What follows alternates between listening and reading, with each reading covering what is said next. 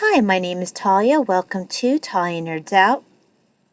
It was absolutely not in my plan to record another video quite so soon after I recorded the last two. As of time of recording this, there is one new video up on my booktube channel, and there's another one that I am still currently working on getting up there. So the one up there right now is on the fiction I've been reading since the last time that I had posted a video, and I'm currently working on getting the nonfiction video going. But I was reading today, and I just got, knocked upside the head with a possible topic, and I'm just going to roll with it. As you can see by the title, I am jumping back into the Austen ratings. I haven't done one in quite a while. It's been about a year and, no, not a year and a half. It hasn't been that long. It's been about 6 months, maybe, a little more than that. Because I did it after, when I was still recovering from my surgery last year. So not September, probably more like October, November was when I posted a video talking about my ratings of the Jane Austen heroines. Well, I am currently reading this book, Fathers in Jane Austen, by J.P. Duckfield, and it's actually rating fathers mostly by their deficiencies within Austen. And as I was reading this, I was like, you know what? I really want to rate the mothers in Jane Austen. And by mothers, I am not just including those who are biological mothers, but those characters which fill the motherly role within Jane Austen novels. So, I'm going to take a quick sip of my tea. I am having, I think this is Earl Grey Moonlight.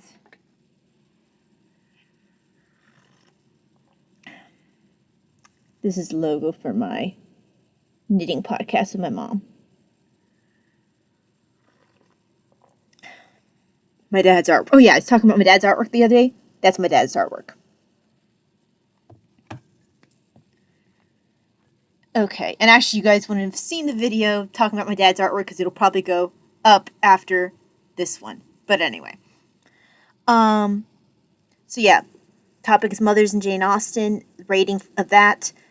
Janelle, I know you're probably not in a space where you'll be watching much in the way of videos right now, but this is directed at you, and then, of course, to anyone else who might enjoy this.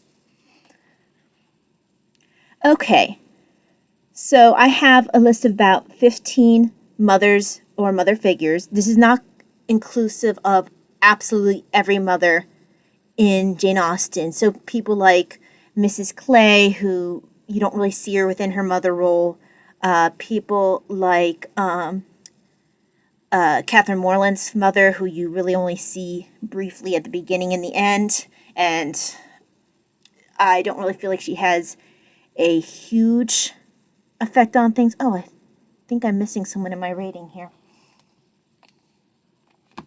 I had a list of people, and I think I missed someone to put down here. If I forgot them, I guess it'll be okay. Yes, I did. So, hang on. Let me go ahead and quickly write in this one person. Let's see, where would I put her in? Actually, she should probably share a rating with this character. Okay. So I'll have two characters sharing one rating at one point. Okay. Sorry about that. So there's actually about 16 people, but there will be two characters who are similar sharing a rating. But we won't be seeing Catherine Morland's mother, and we won't be seeing Mrs. Clay. If you see your favorite mother in Austen being missed, please feel free to write it down in the comments. Also, if you have any thoughts of the ratings, any opinions about how these characters are represented by me, please also comment below. Or feel free to put your own listing of how you would rate the mothers. So I'm going to go from worst to best. Unfortunately, yet not surprisingly, Lady Susan has to take the bottommost spot. She is one of my favorite characters of Austen, but not because she's a good person or a good mother, but because she is so truly awful. Lady Susan comes from Austen's little novella of the same name, and she is just a vain, selfish, self-absorbed, petty, just nasty woman who is, in spite of all these negative qualities, also has cleverness to add to those, which makes her even more dangerous to those around her. Lady Susan's spot on this list is not merely because of those qualities, however. That would definitely make her an awful person, but that is not alone what adds to her spot on this list. Her spot on this list is earned by her treatment of her daughter. She treats her daughter quite poorly. She consistently refers to her as being simple. I think she even uses the term stupid at one point. She did not provide her daughter opportunities to get educated while her husband was still alive, because she preferred to be able to just gad about town without being bothered with her daughter. After her husband died, then all of a sudden she was quite keen to throw her daughter into school so that way she would not be burdened with her. When her daughter got, and the reason I keep saying her daughters, I can't remember her daughter's name right now, but when Lady Susan's daughter does not consent to the match that has been, oh, and by the way, spoilers probably for every single one of these characters. So if you have not read Jane Austen's works, or Lady Susan plus the main works, be forewarned, I will probably be ruining things for you. Anyway, when her daughter does not consent to go along with marrying a man that she sees as being, as her daughter sees as being, just a stupid and unpleasant man, she rather grudgingly takes her daughter with her to visit her in-laws, the Vernons. So, probably Lady Susan's most egregious act in this at this time, or in the book, when it comes to her daughter, is to note that her daughter is gaining an attachment to a young man that Lady Susan has been toying with, and then she decides not only to punish her daughter by sending her back to town and to decide to force her, if necessary, to marry the man that she violently does not wish to marry. But Lady Susan also, to spite her daughter, pursues the man and speaks rather seriously of possibly marrying the man that her daughter has a very strong attachment to. So that alone, the mixture of callousness, mixture of her poor regard for her daughter, her callousness for her daughter's feelings, to the point of actually even cruelty, that definitely gains Lady Susan the bottommost spot as mother. So she wins the most awful mother of Jane Austen award.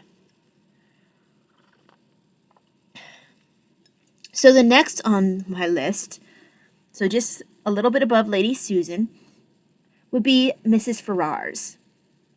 So this is the mother of, I always mix them up, is it Edmund or Edward? I think Ferrars is, I had to double check because I always mess it up. Dashwood. It is Edward. Okay. So Mrs. Ferrars is Edward Ferrars' mother. She has two sons. And the way where so I rate her and Lady Susan down at the bottom Lady Susan's bottommost, but her and Lady Susan down at the bottom because of the way that she behaves in spite. The way both of these ladies behave in spite toward their respective children. When Edward does not fall into line as to what her marriage plans are for him, she goes ahead, she cuts him out, and then hands his inheritance to his brother. And to further, twist the knife, she goes ahead and she makes the brother her second son, completely independent. Of course, freeing him to marry as he would like, while leaving Edward with hardly any money to speak of and having to try to forage for enough money to not only to support himself, let alone be able to marry the woman he loves.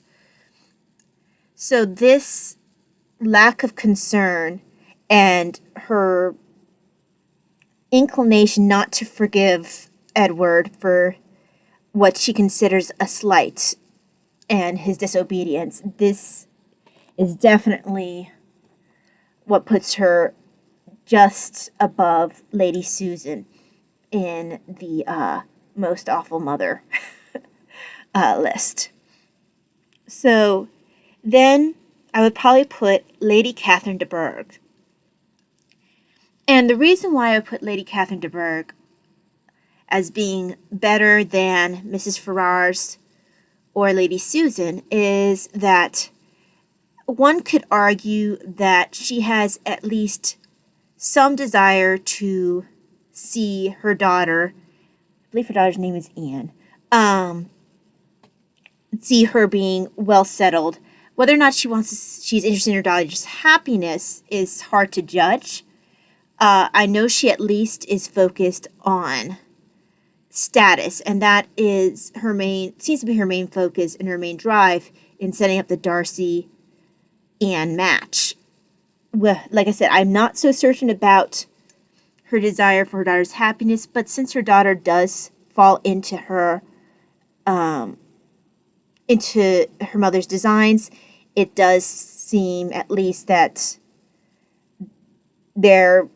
her daughter's happiness at least is running in the same direction of Lady Catherine's plans. I don't know, and the story doesn't let us see what would have happened if Anne had gone against Lady Catherine's plans. I do have the feeling that we might have seen, maybe not necessarily Mrs. Ferrars' situation, because I don't think Lady Catherine's pride would have let her completely disown her daughter. I think that she would make sure her daughter felt her displeasure, but I don't know that she would go as far as to disown her. She wasn't even able to completely disown Darcy. Although I guess you can argue that Mrs. Ferrars did eventually let Edward and Eleanor back in too. But yeah, just because I don't believe that Lady Catherine be quite as hard on her daughter Anne as she was, as Mrs. Ferrars was on her son Edward, that gives Lady Catherine just a little bit of a spot above Mrs. Ferrars in my list. If you see weird cuts, it might be me stopping the video to cough or something, because I have a little bit of a cough. Not a huge one, but just enough that might make me cut every once in a while. So, okay, we just did Lady Catherine de Bourgh. I would probably then put, and I had trouble once I started getting farther along about where to place people. And I ended up deciding that, yeah, I do think this is the right spot for her. Mary Musgrove would be next. And I did have a little bit of trouble deciding whether Mary Musgrove would be in this spot or be in the next spot. But I did decide to put Mary Musgrove after Lady Catherine de Bourgh, because Mary Musgrove, while she's not a spiteful mother, she is not she's a selfish one. She's not purposely detrimental to her children, but after she gets over the initial fear of her son breaking his arm, she all of a sudden is quite ready to go to a party when she realizes that her husband was going as well, because she can't stand the idea of her husband having fun while she's stuck at home with her injured child.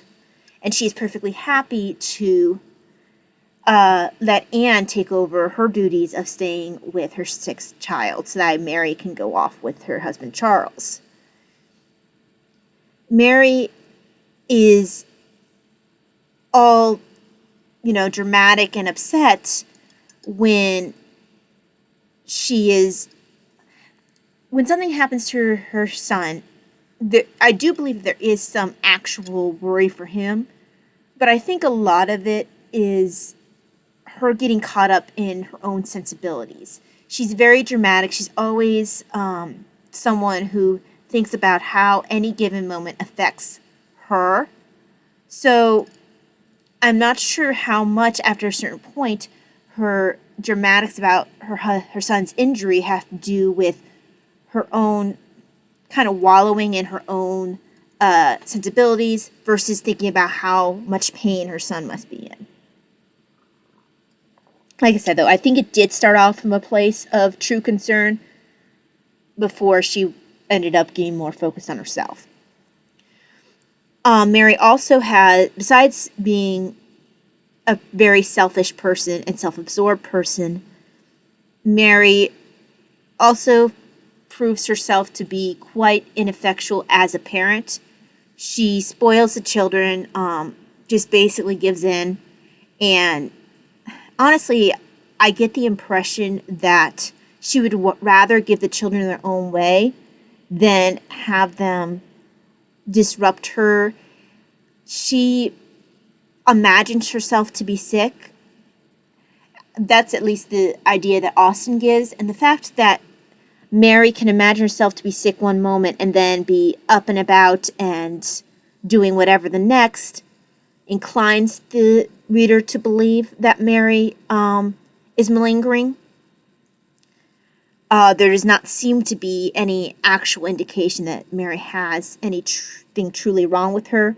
She is, in fact, able to walk farther and with less physical toll than Anne is when they go on their long walk with the Musgrove sisters and with that whole group. So that points to her actually being hardier physically than Anne, even though Anne is often called or has been called upon, and it seems semi-frequently gets called upon to behave almost as a nurse to Mary, although Anne's role a lot of times seems to be to uplift Mary's spirits and make Mary feel less ignored than anything else. So a lot of times I would not be surprised if Mary was to basically give her children whatever they want to just get them out of her hair. Although she also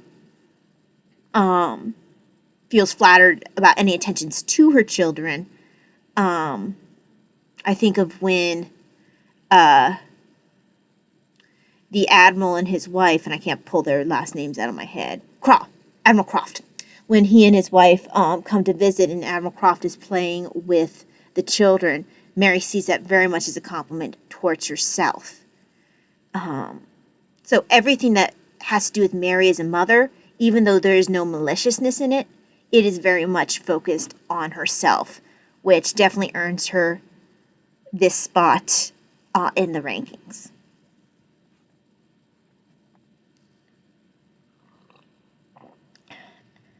Next would be, and I wasn't quite sure if I wanted to put her at this spot or in Mary's spot, but I finally put her here because Mrs. Price, and this is Fanny Price's mother,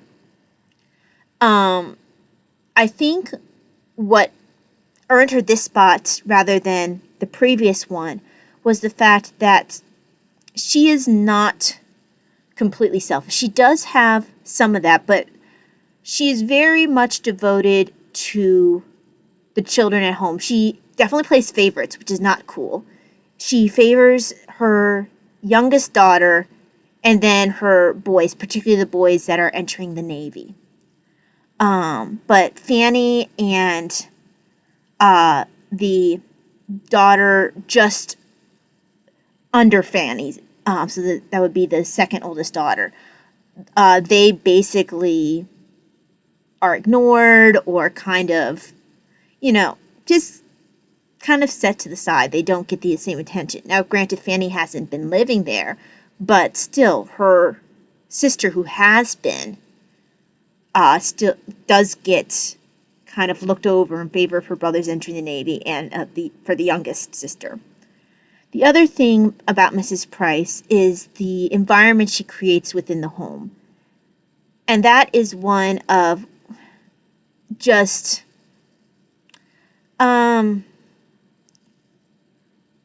sort of this negative feeling that she just seems in a state of complaining and irritability. Fanny actually expressly compares her to her sister, Lady Bertram, as having a lot of perhaps having some of the same characteristics, but it not being nearly as easygoing, possibly because of the differences in their lifestyle where they've had to live. Mrs. Price chose the life that she lives in. She married for love of a guy who was in the Navy, and he ended up getting injured. So they're living in less than ideal financial circumstances, and they've continued to have children. I forget how many she has, but it's quite a large brood. And so they have more children than they can really afford to take care of easily.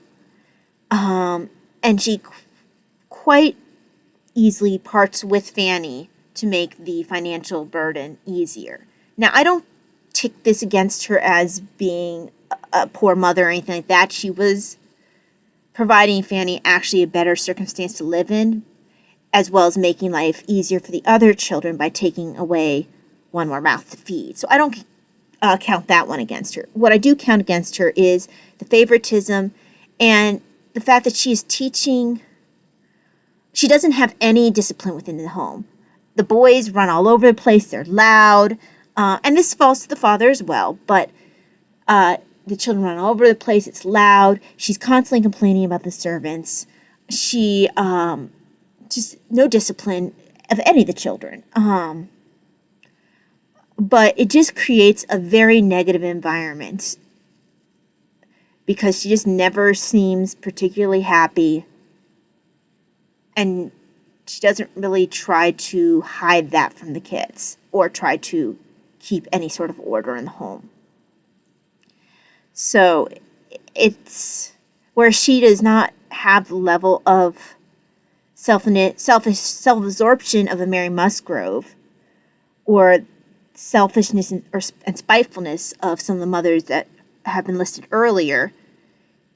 The environment, the negative environment, and the disorderly environment that she allows to persist in her home does very little to help with her children's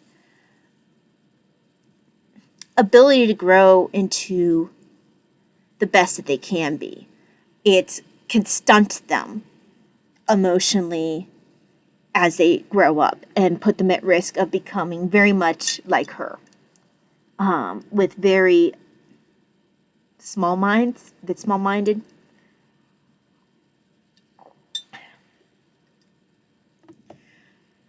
Okay, so next one is kind of a tie because I didn't actually have a plan for her to be on this list.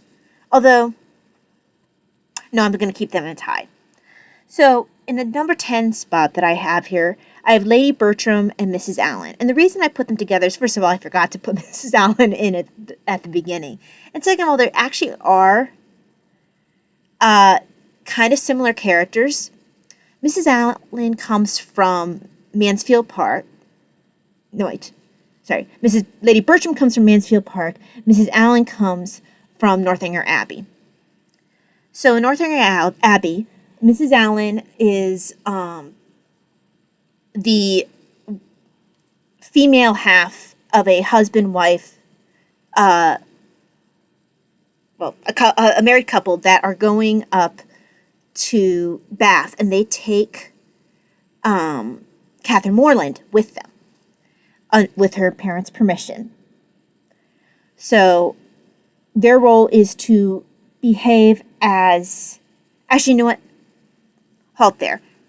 I am actually going to put Lady Bertram and then Mrs. Allen. So number 10 spot is Lady Bertram. Or actually, it would be... My numbering has changed, so that would actually be a number 11 slot, because Lady Susan is now 16. 15 is Mrs. Ferrars. 14 is Lady Catherine de Bourgh. 13 is Mary Musgrove. 12 is Mrs. Price. 11 is Lady Bertram. And 10 is Mrs. Allen. So let's go and focus on Lady Bertram. Lady Bertram is the sister of Mrs. Price. She is the middle sister. Wait. No, I think she's the eldest. Gosh, I can't remember. She's either the middle or the eldest sister, because Mrs. Price is the youngest. I can't remember if Lady Bertram comes right before her, or if it is last, why did I forget her name? She really is one of the most awful characters too.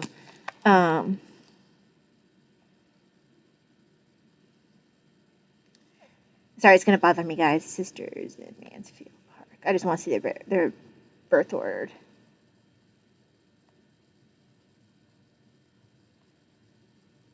I'm not sure if it's Mrs. Norris or Mrs. Price. Let's see. Okay, so we have Lady Bertram's Fanny's aunt. Let's see, who's the oldest? Well, that's not helpful. Okay, this doesn't really tell me who the eldest is. I'm pretty sure that I want to say Mrs. Norris is the middle one, but I'm not completely sure.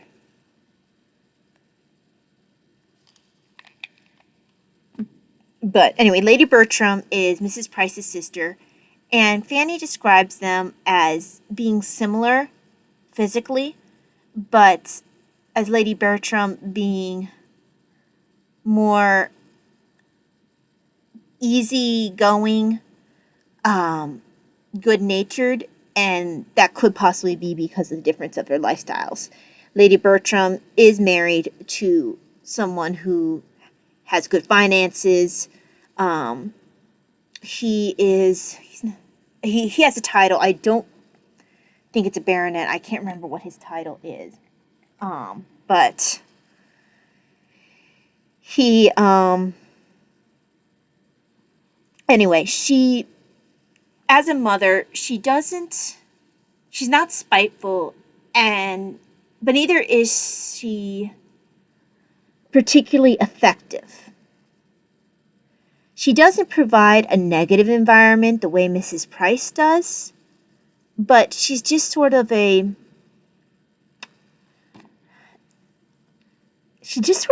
in her household, almost a non-entity. She's present, but she's just sort of almost like a sleeping cat, or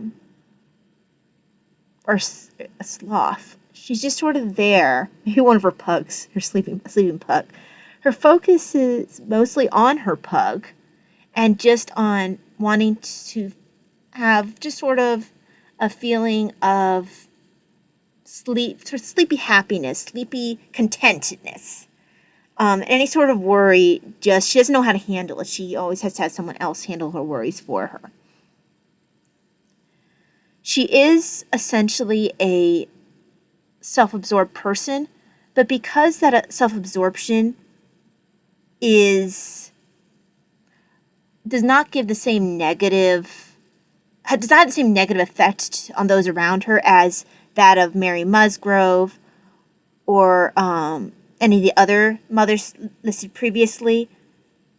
Her self-absorption is more of a gentle kind that doesn't really actively affect anyone. Like, she's not acting in such a way that her direct actions do not cause any distress. It's her lack of action that is probably causes the most harm.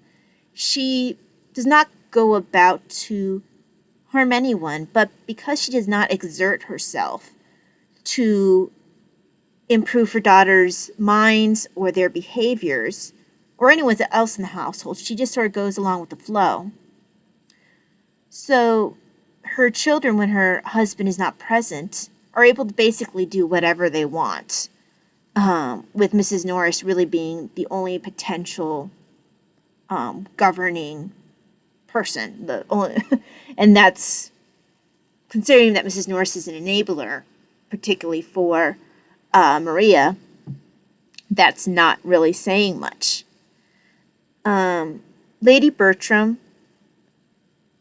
does feel proud of herself when she does remember to think of people, even if it's late. Like when she thinks of sending her maid up to do Fanny's hair for the dance that was set up for Fanny by Lady Bertram's husband.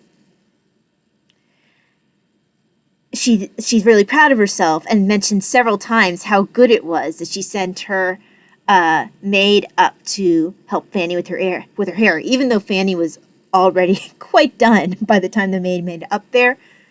For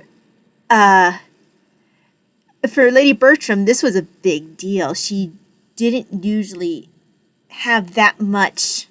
She doesn't usually act ahead, like think of acting for someone else. So for her to do that was a big thing, and she felt that and made sure other people heard about it too. Lady Bertram, even though her lack of action does do her children harm, she also, even though her self-absorption insists on there being someone to assist her, like get things for her, help her with their pattern, help wind. I think it was like winding, not yarn, but Fanny would help her with her projects, read to her, that kind of thing. Even though Lady Bertram does not like to be left alone and really requires company. But because of this, she feels gratitude and feels a distinct lack when Fanny is taken away to be sent back to the rest of the Prices, to the rest of her family. She finds that she very much misses Fanny and wants her back, and makes sure to tell her so in the letters that she sends her. And she does make sure to keep up with her correspondence. Part of it is because Lady Bertram does enjoy writing letters and sharing the small bits of gossip that she can pick up. But it is also because she misses Fanny, and she does mention Fanny, how nice it is to have her back. And Fanny definitely feels that the appreciation that Lady Bertram has for her, and the feeling that her mother, Mrs. Price, doesn't need Fanny or really want Fanny, but Lady Bertram both needs and wants Fanny. And it makes Fanny actually homesick for Mansfield Park, because even though she wasn't high on the totem pole up there. At least she belonged there and she was wanted there. And Lady Bertram is a big part of making her feel wanted there. So that does, in spite of all her failings as a mother, that does count in Lady Bertram's favor. Ahead of her, though, is where I placed Mrs. Allen in the number 10 spot. And as you can tell, I wasn't quite sure if I even really wanted to separate Lady Bertram and Mrs. Allen. But as I thought about it, I did decide that Mrs. Allen deserved to be higher up on the list than Lady Bertram. Mrs. Allen is, as I was starting to say before I changed my mind about how he's going to rank things, Mrs. Allen is Catherine Morland's escort as they're going up to Bath. I believe that Mrs. Allen's husband is there for his health, but I think that's what he's there for. That's usually why people go up to Bath. But she is there for the social life, and she has decided that she wants to make sure that she can provide the most opportunity for Catherine to meet people. And she does, in spite of being a vain woman who's very much focused on her clothes and on, just shallow things, she truly does want to make sure that Catherine has a set of people to socialize with, even though Mrs. Allen doesn't have the judgment that her husband does to really look terribly much into the people that Catherine spends time with, or to think about the appropriateness of Catherine's outings with the Thorpes later. But Mrs. Allen, while self-absorbed, like Lady Bertram, is able to rouse herself to act for Catherine by taking her down into the dances and trying to get her introduced to people. And that's what puts her in that spot above Lady Bertram, is her ability to rouse herself for someone else. Then in my number 9 spot, and I'm actually surprised I've put her this high, but is Fanny Dashwood. Now, don't get me wrong, Fanny is just a terrible person. But that doesn't necessarily follow through that she is awful to her child. And Fanny does appear to be actually the first one in this list to be a doting mother. She absolutely adores her children. And I think I'm missing someone else from this list. No, I do have her there. Okay. She absolutely adores her children, and she or her child, excuse me. She absolutely adores her child, in spite of being just awful to her sisters-in-law and often awful to her mother-in-law. And everything that she does is focused on increasing her son's possible inheritance. So even though she's not a great person, she would probably be considered by others as at least potentially as being a decently good mother, even though it's questionable how well her son will turn out with such a doting mother if his father is not able to step in and be a strong hand. And with Fanny being the dominant one in that relationship, I don't see John being able to exert that sort of disciplinary control of his son. So I do see it's far more likely that Fanny will manage to spoil her son. But she is the first mother to be an active participant in her son's life, and be a caring mother.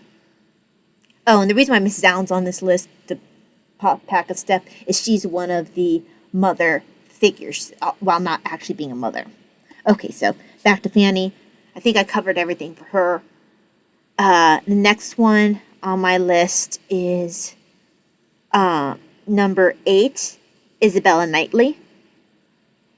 And I have Isabella in this middle spot because while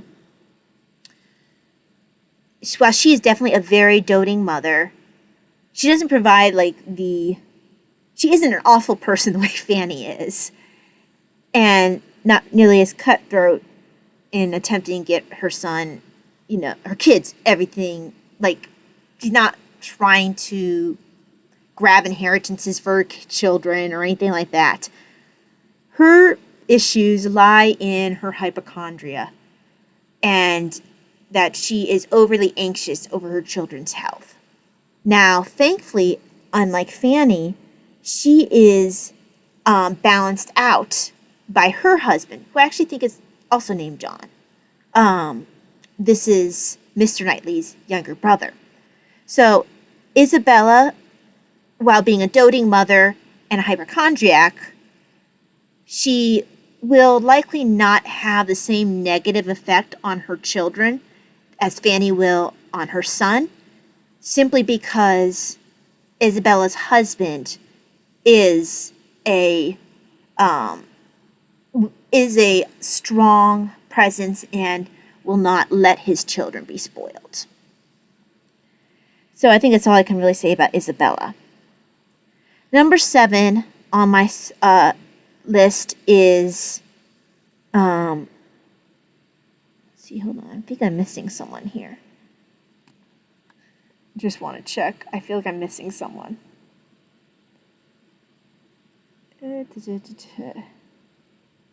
Yes, I am. Okay. Where would I put her? Probably, just give me half a second. Here. Okay. So my list changes again because apparently I can't keep track. So 17 is Lady Susan, 16 is Mrs. Ferrars, 15 is Lady Catherine de Bourgh, 14 is Mary Musgrove, 13 is Mrs. Price, 12 is Lady Bertram, 11 is Mrs. Allen, 10 is Fanny, 9 is Isabella Knightley, 8, 7, 6, 5.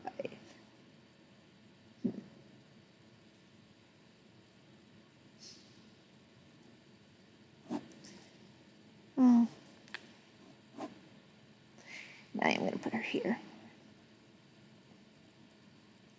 Okay. Sorry about that. So my next one on my list is number 8. So Isabella took number 9 because my list got longer. So number 8 is Lady Middleton. Lady Middleton is another doting mother. Her doting doesn't have anything to do with self-absorption the way that a lot of them do, although she does take attention to her children very seriously, and her opinion of you as a person is based on one of two things: on how refined you are and on how well you treat her children. I don't mean as in you are polite to them. I mean, she expects absolute not adoration, but pretty close to that. You have to be completely enamored with them, which is why Lucy Steele and her sister are able to play her so well, because they have absolutely no problems flattering Lady Middleton's excessive fondness for her children. But Lady Middleton, unlike Fanny, is not spiteful. And that is probably her saving grace. She also is not a hypochondriac the way that Isabella Knightley is. She's just just her main characteristic, besides being overly fine, having definite notions of fashion and of what good behavior, what refined behavior is. She's not a very deep woman, but she is a very, very devoted mother.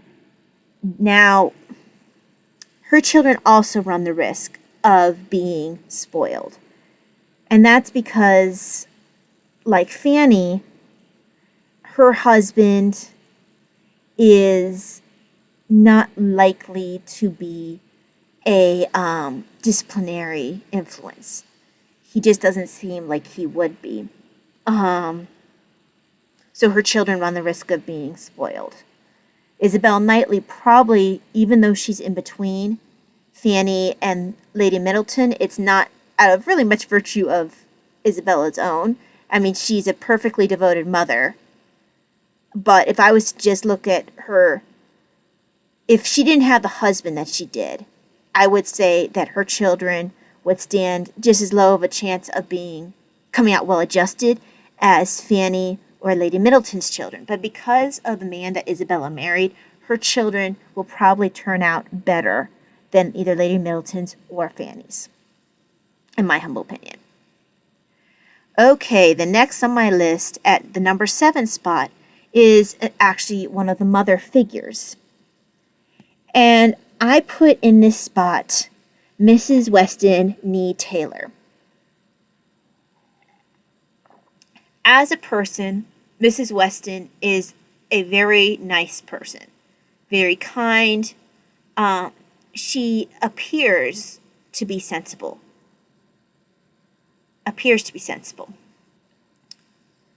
And yet, my biggest problem with Mrs. Weston is that as a mother figure, she is severely lacking. She completely failed in her role as governess. She was incapable or unwilling to impose her will upon after Emma's mother died, to truly challenge Emma's intellect, to encourage her to become better. Emma was very intelligent and could have really benefited from such a challenge. But Mrs. Weston joined Mr. Woodhouse in the Emma is Perfect Club and did much to feed Emma's vanity and ego. And so doing, did much harm to Emma. She puts Emma on a pedestal and has blinders on and sees everything related to Emma sort of through rose-tinted glasses. She can't see how Harriet could not only be hurt by her association with Emma, but how Emma would be likely damaged by her association with Harriet. How it's just not a good situation for either of them. So I guess if I was to just be more concise about it, Mrs. Weston not providing the disciplinary role a mother should, not properly stimulating an intelligent mind the way a mother should, not did I say already that she I can't remember from one moment to the next what I say, but not providing a strong guiding hand, not being able to make it clear to Emma that, okay, I am the one who lays down the rules. Making clear that Emma was not the one who ruled Mrs. Weston, because by the time Mrs. Weston left, it was absolutely certain that Emma was the one in charge. I think that Mrs. Weston never really had complete charge of her charge. She probably never should have been a governess, because she really did not prove up to the task of managing nor educating a young woman. And yeah, because she lacked insight into her charge's failings and lacked either the ability or the inclination to challenge her and push her to become her best, Mrs. Weston failed as a mother figure. A good friend, yes. A good mother figure, not so much. She, not vindictive, not self-absorbed, just not really beneficial to Emma, other than as a companion.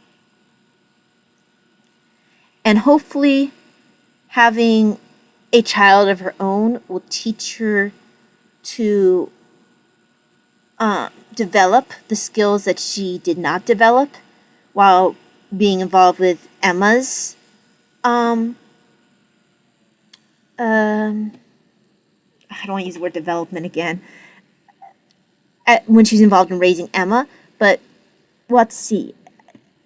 Lady Russell at least show some time maybe to figure out where she went wrong with Emma and to make sure she doesn't make the same mistakes with her child.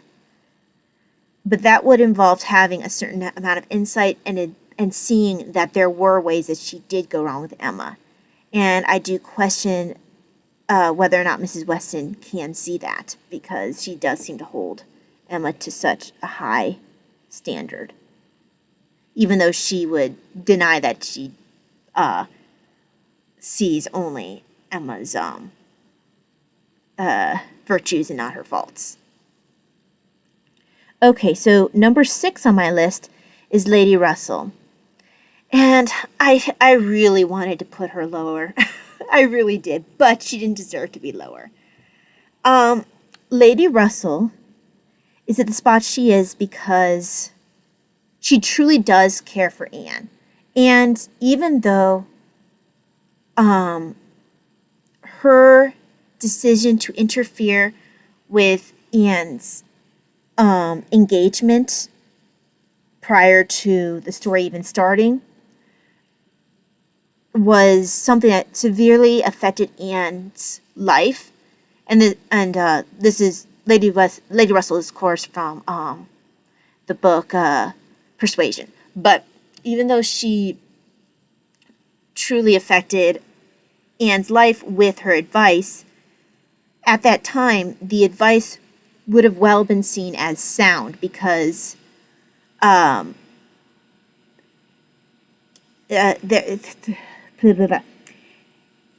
fiancé at the time was not in a position to be able to support anyone. He didn't have money yet. He was about to go off to Navy and had good potential of getting money. But Lady Russell did give advice that she thought was best. She wanted Anne to marry according to her status and to her and to financial stability. And this would have been seen as good advice for a lot of people during that time period. So even though the reader does feel with Anne that this was a decision to be regretted, Anne herself believes that the advice was, she convinces herself that the advice was sound based on the circumstances at the time. Like I said, even though Lady Russell fails in this area, in most other areas she does try to promote Anne's interests. She tries to get her to be seen by the by her father and her sister, try to make Anne's opinions cared about by somebody. Yet, in doing this, Lady Russell does sometimes seem to not put Anne's opinions and wishes first, even though she is the person who does so the most in her inner circle. Lady Russell knows that Anne does not want to go to Bath because of having spent a miserable time there after her mother died. But she's convinced that if Anne goes now, she will find that it's not as bad as she has built up in her head. And it is also, and possibly what is blinding or predisposing Lady Russell towards this view is that Lady Russell herself really loves Bath. So Anne, who having very little control of where she goes or doesn't go because she is a single woman dependent on others, ends up going eventually to Bath. This is where Lady Russell truly shows a side of her that is her least pleasant. She, even though is it Captain Wentworth? I think it's Captain Wentworth. Even though he has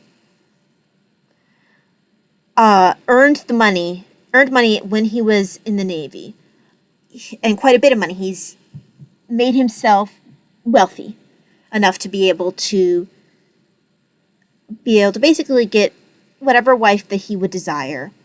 But in spite of that, Lady Russell cannot bring herself to promote Anne being involved with someone that Anne has never lost a love for. The man. This is the man that got away, and Anne has a second chance.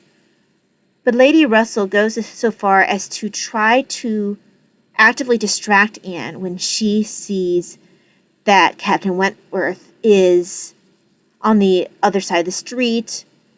Whatever. She does her darndest to distract Anne and to rather promote an attachment with Mr. Elliot, because her greatest desire is to see Anne in her mother's place as Lady Elliot. But this is not what Anne wants. Anne has never stopped carrying a torch for Captain Wentworth. And eventually, Lady Russell is forced to concede that this is the direction Anne is taking. And even though Anne is quite generous with her forgiveness to Lady Russell, I find myself as a reader a little more inclined to agree with Captain Wentworth. This lady had actively stepped in the way of the relationship with Anne, not only the first time when Anne was much younger, about, I think they said it was like 8 years ago. Yeah, I think it was 8 years ago, because I think she was 19 and she's 27 in the story. So she not only stepped in then, but she also actively tried to interfere with Anne reconnecting. This hair is bothering me. Reconnecting and reigniting her connection with Captain Wentworth later. And so I, like Captain Wentworth, do have a bit of an issue with Lady Russell, regardless as to how Anne sees her interference. So yeah, Lady Russell means well, but her interference in Anne's life nearly cost her love, not only once, but twice.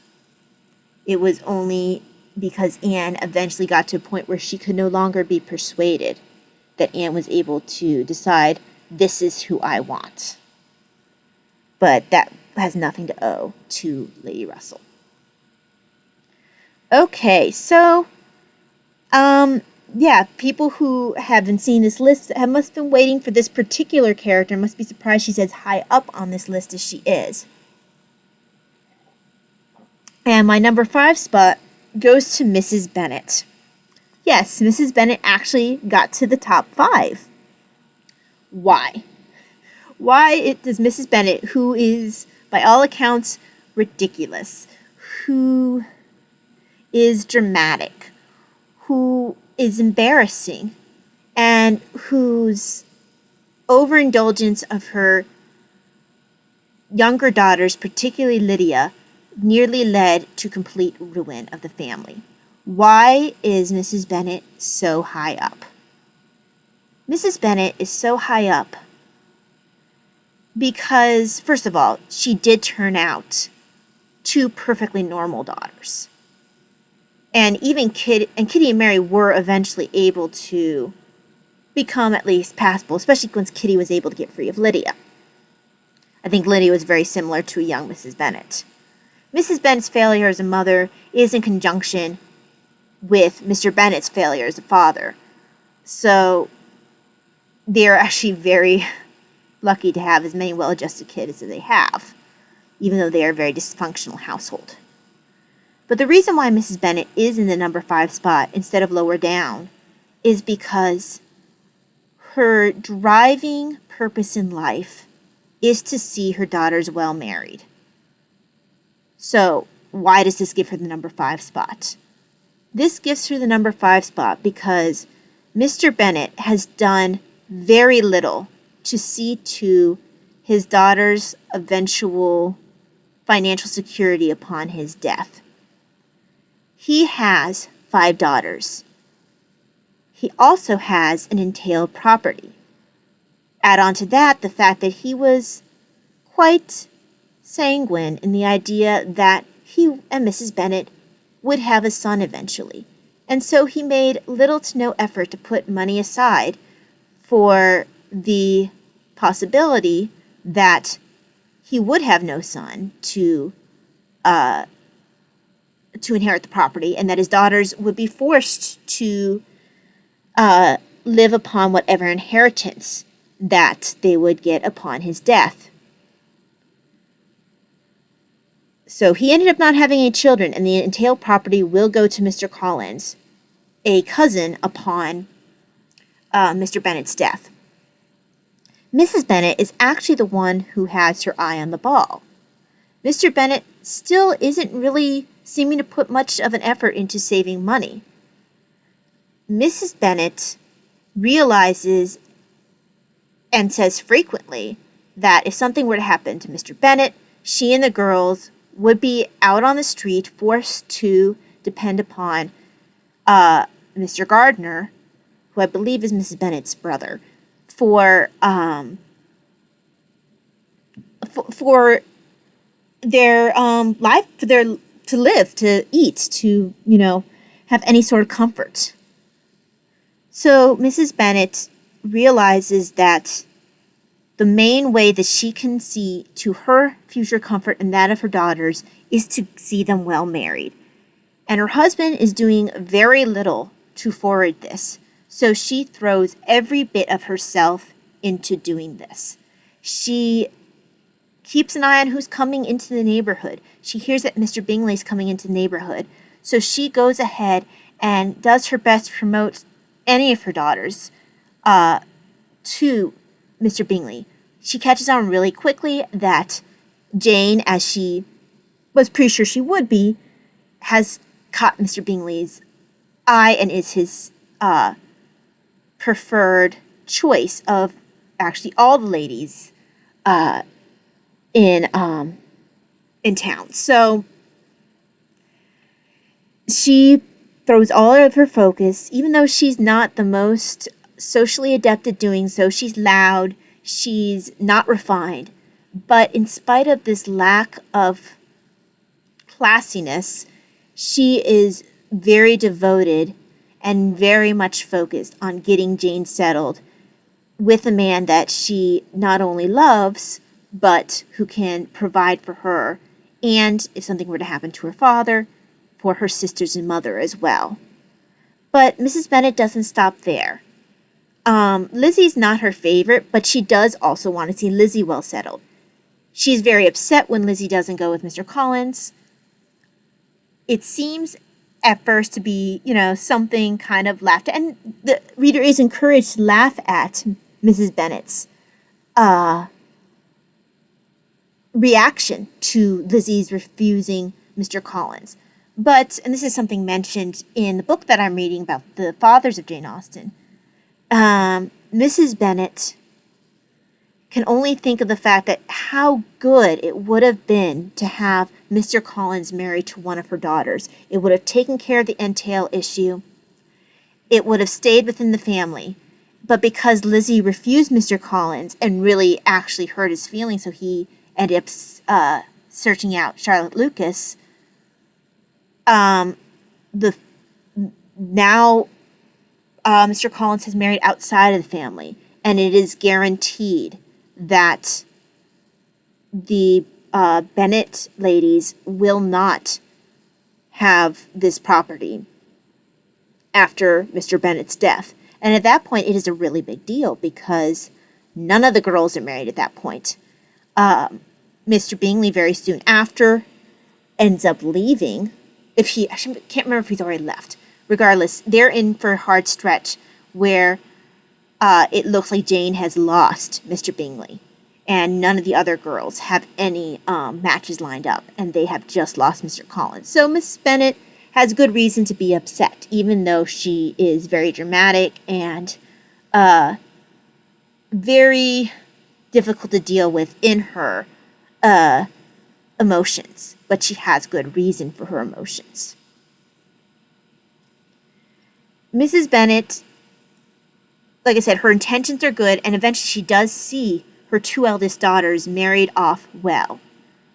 Now, where she does fail is with her younger daughters. Not so much Mary. Mary kind of gets ignored as the middle daughter.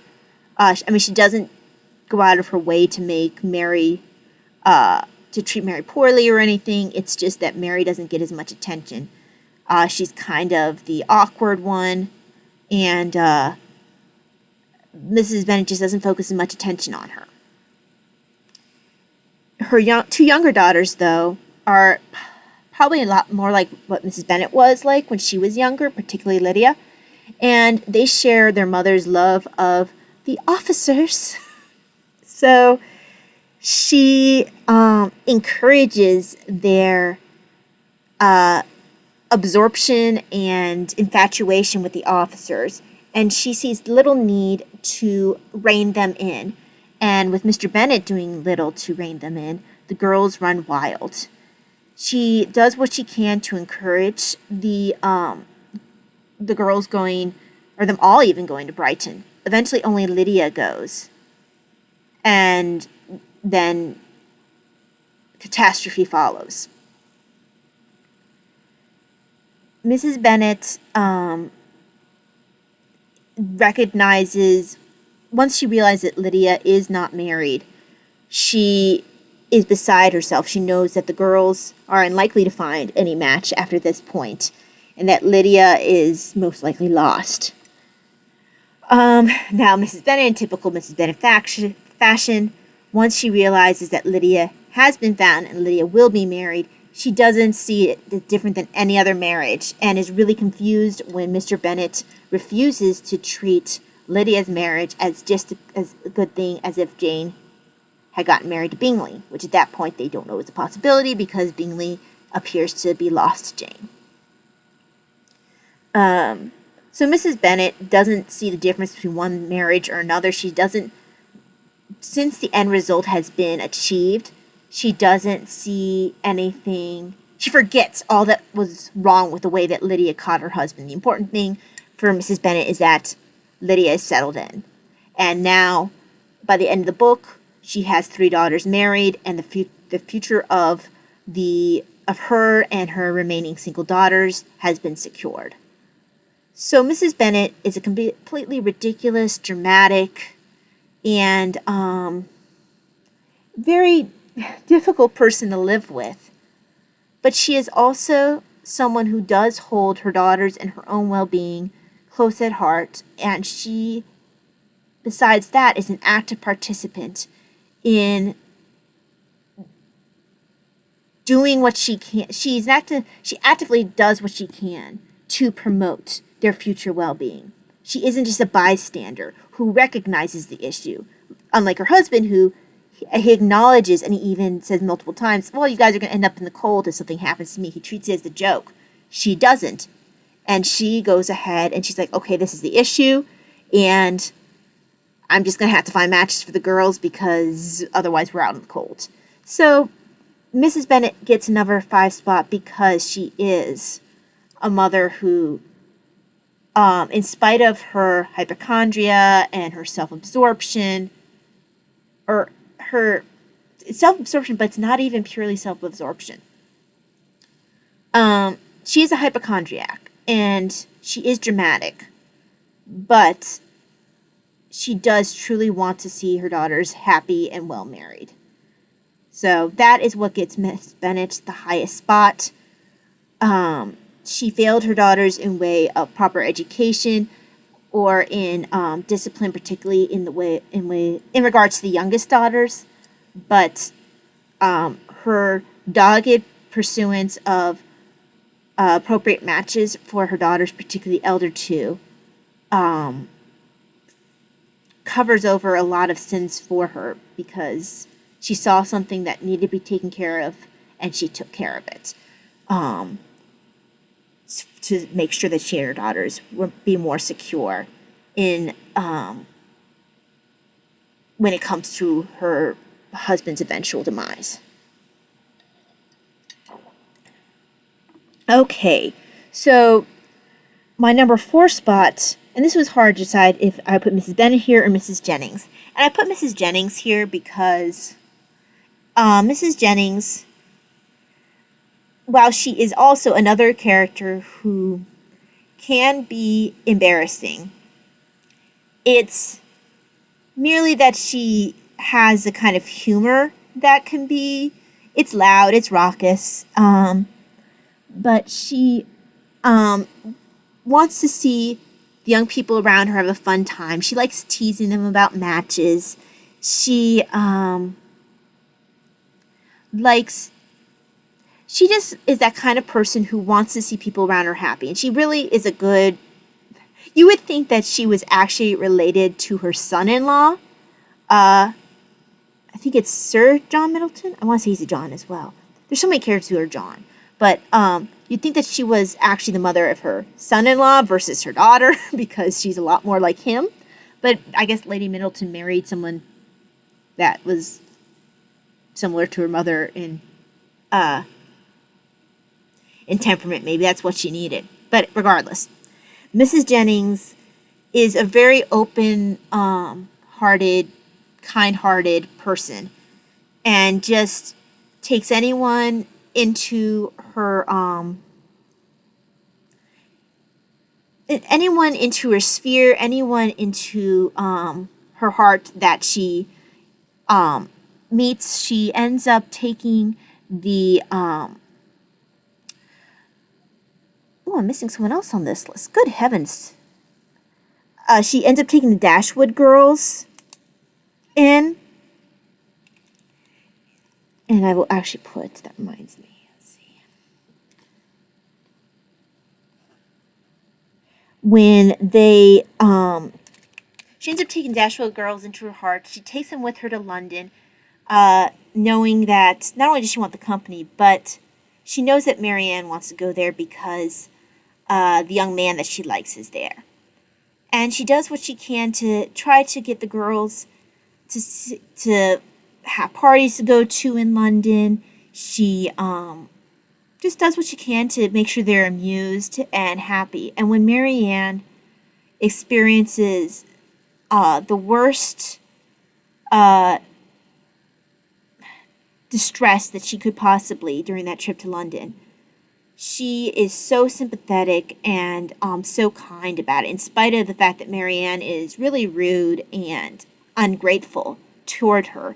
Mrs. Jennings is just unrelentingly kind. through it all. She refuses to leave the girls when Marianne gets sick, truly feeling like the girls are in her charge, and she will not even give Marianne's care to somebody else, or even just Eleanor, because she figures that their mother had put the girls in her charge, and that was her responsibility. So Mrs. Jennings I put up as high as she is because she is a warm-hearted woman. Not only is she good to her own daughters, you see, and both of her daughters turned out well, even though Lady Middleton is shallow and kind of stuck up, she is still a good person. And her daughter Charlotte is a very good-natured, kind person, even if she's a bit simple sometimes. She's not the brightest bulb in the package. But they're both good people. And Mrs. Jennings is also kind to those the other girls that come into her scope of influence. Now, imagine that everything's been renumbered again because I keep forgetting people. And after Mrs. Jennings, in the new number 4 spot, is Mrs. Dashwood. And honestly, this is actually probably where Mrs. Dashwood belongs. Mrs. Dashwood gives the impression of being fairly sensible. But no, she doesn't. Sometimes she seems sensible, but she really isn't. Mrs. Dashwood is the biggest influence for making Marianne the way she is. Excuse me. With her husband alive, there probably would have been something of a balancing influence, but with her husband gone, much like Marianne, Mrs. Dashwood is one who's just caught up in sensibility. They both enjoy just reveling in their own misery when Mr. Dashwood dies and when they have to leave home for another, I think they moved to like Yorkshire or something like that. I can't remember. I don't feel like looking it up. But when they have to move so far away from home, she and Marianne both revel in their grief and in their mourning of just what was before and their sadness and just utter misery. She is incapable of making decisions of what is within their finances. She's just completely impractical, even though she sometimes seems like she's trying to be a moderating influence. She doesn't completely spoil her girls. I don't really think that she ever spoiled them. I just think that she has very poor emotional management herself. And Marianne, who's like her temperamentally, just picked up all of her bad habits by following her example. So that's part of why, she doesn't deserve to be lower down the list, closer to like she doesn't even belong as low as like Mrs. Bennet or Lady Russell. She doesn't belong past, lower than Mrs. Bennet, but I don't think she deserves to be any higher than she is, just because even though I think that she probably was capable of disciplining the girls when they were younger, I definitely believe that a lot of Marianne's issues could have been curtailed if Mrs. Dashwood had been in better control of her own emotions and had been able to check Marianne's sensibilities before they had gotten completely out of control. Because with her not encouraging Marianne to have self-control, Eleanor had very little ability to curb her sister. And it led to a lot of heartbreak that could have been avoided, potentially. Okay, so the top 3 mothers on my list, it was very hard to decide in what order to place them because any one of them could have been in any of the 3 top spots. I decided to put Mrs. Gardner in the number 3 spot. I have her there because even though we don't see her much with her children, there's seems to be every indication they had a good family life. And we see most of her mothering when it comes actually to her niece, when she deals with Lizzie. And we see her giving good advice that not only does Lizzie listen to it, even though it initially is something that doesn't necessarily please her in regards to, what is my brain not working? Sorry guys, my brain. It's late. It's like 1:30 in the morning. Come on. Wickham. I knew it began with a W. I just couldn't bring the name to my head. Okay. So, even though Lizzie wasn't well pleased to hear Mrs. Gardner's opinion or advice when it came to Mr. Wickham, she did listen, and she did keep it in mind. Mrs. Gardner was a steadying influence. I think she's probably someone that Lizzie looked to a lot, and I do wonder if Mrs. Gardner is part of the reason why Lizzie and Jane turned out as well as they did, because they did have someone like their aunt to look to as an example of a steady female influence, because they definitely didn't have that with their other aunt or with their mother. So Mrs. Gardner's part in the book is very important, but I think it's mostly when it comes to her advice to Lizzie and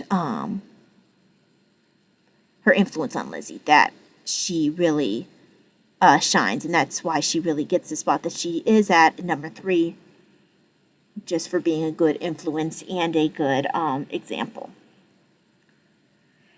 Okay, so next on my list is actually Mrs. Vernon from Lady Susan. It's the younger Mrs. Vernon. Just like with Mrs. Gardner, even though we know she's a mother, the book doesn't really cover a whole lot of her interactions with her children. We do see, though, Mrs. Vernon in her role as mother when she deals with Lady Susan's daughter. And I'm looking up her name because I'm having brain problems. Frederica. There was no way I was going to remember that. I'm glad I looked it up. Okay. So we see Mrs. Vernon. We don't really hear much about her interactions with her children, although there's no reason to assume that she's a bad mother.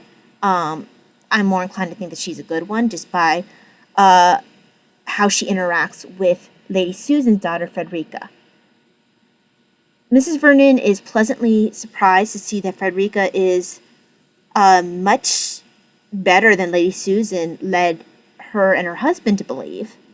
And she immediately takes Frederica under her wing, sees Frederica as someone who really needs to have someone to care for her and somebody really to love her in a way that Lady Susan's never been able to. She provides support for Frederica and lets Frederica know that if she ever needs anything, to reach out to her. She is very upset when Lady Susan insists on taking Frederica away, and really desires not only for Frederica to be safe away from her mother and from a marriage that she would be unhappy in, but she also sees that Frederica is interested in Mrs. Vernon's brother, and she would very much approve of such a match. Now, to be clear, Frederica and Mrs. Vernon's brother are not related. Mrs. Vernon married Lady Susan's brother-in-law. So, Mrs. Vernon's brother is no relation to Frederica. So there's no issue with them eventually getting together. But yeah, Mrs. Vernon once Lady Susan decides that she doesn't really have much use for Frederica anymore and just kind of dumps her on the Vernons, makes no murmur about that. She's perfectly happy to take Frederica into her home and to care for her, knowing that Frederica is happiest with them, and she's happy to provide the happy home that Frederica never really had. So this is why Mrs. Vernon gets a number 2 spot.